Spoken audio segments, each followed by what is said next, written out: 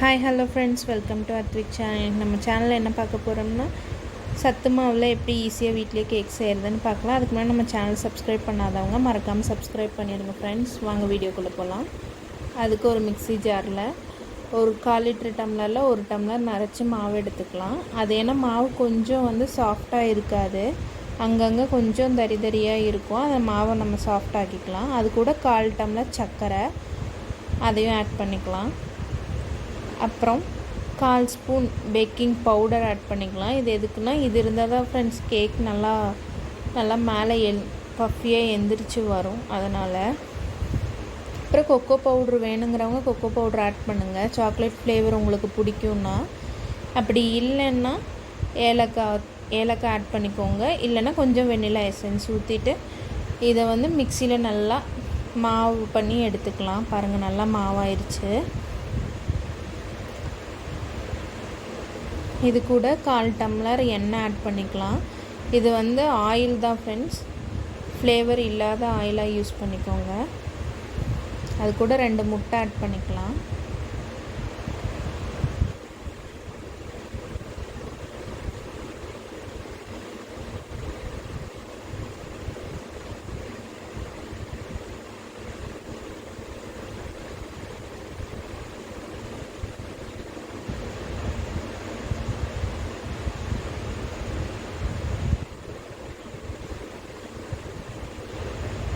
இப்போ நம்ம 2 முட்டை ஆட் பண்ணியாச்சு. இதையும் நல்லா மிக்சியில் ஒரு செகண்டுக்கு பல்ஸ் மோடில் விட்டு எடுத்துக்கலாம். ரொம்ப நைஸாக்கிடாதீங்க. அது கூட அதே டம்ளரில் 3/4 டம்ளர் பால் ஆட் பண்ணிக்கலாம் மிக்சிலே. இதையும் ஒரு 2 செகண்டுக்கு பல்ஸ் மோடில் விட்டு எடுத்துகிட்டு வந்துக்கலாம் ஃப்ரெண்ட்ஸ்.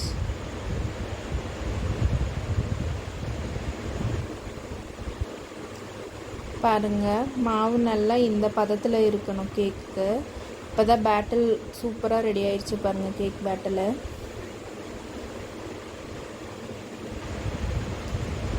இப்போ இதை அப்படியே நம்ம குக்கரில் ட்ரான்ஸ்ஃபர் பண்ணிக்கலாம். குக்கரில் பட்டர் ஷீட் நான் போட்டிருக்கேன். பட்டர் ஷீட் இல்லாதவங்க நார்மல் ஷீட் எடுத்து ஆயில் அப்ளை பண்ணி குக்கரில் போட்டுருங்க.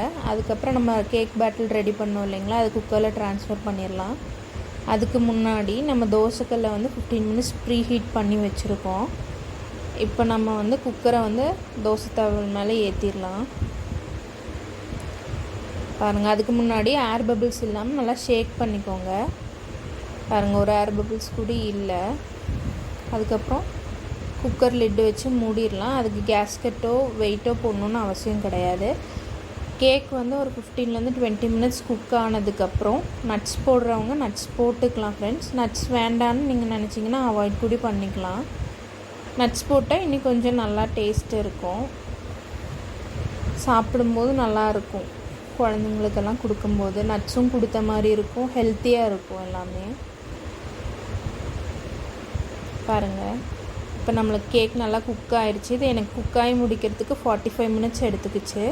இப்போ பாருங்கள், நான் கத்தியை நல்லா உள்ளே விட்டு எடுக்கிறேன். எதுவுமே ஒட்டலை. பாருங்கள், ஒட்டாமல் இருந்ததுன்னா கேக் பர்ஃபெக்டாக ரெடி ஆகிடுச்சு ஃப்ரெண்ட்ஸ்.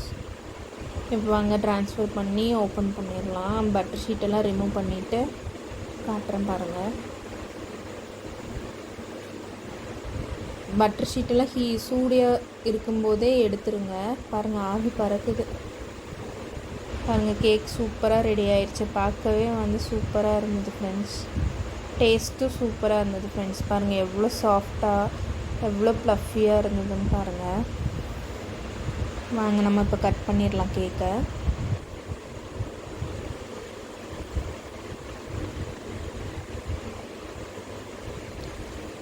பாருங்கள், சூப்பராக இருக்குது கேக்கு. நம்ம சூப்பரான சத்து மாவு கேக் ரெடி ஆயிடுச்சு ஃப்ரெண்ட்ஸ். ஸ்கூலில் கொடுக்குற சத்து மாவு தான் இது, வேறு எதுவுமே இல்லை. கேக் சூப்பராக ரெடி ஆயிடுச்சு ஃப்ரெண்ட்ஸ். தேங்க்ஸ் ஃபார் வாட்சிங். மறக்காமல் நம்ம சேனலை சப்ஸ்கிரைப் பண்ணிடுங்க.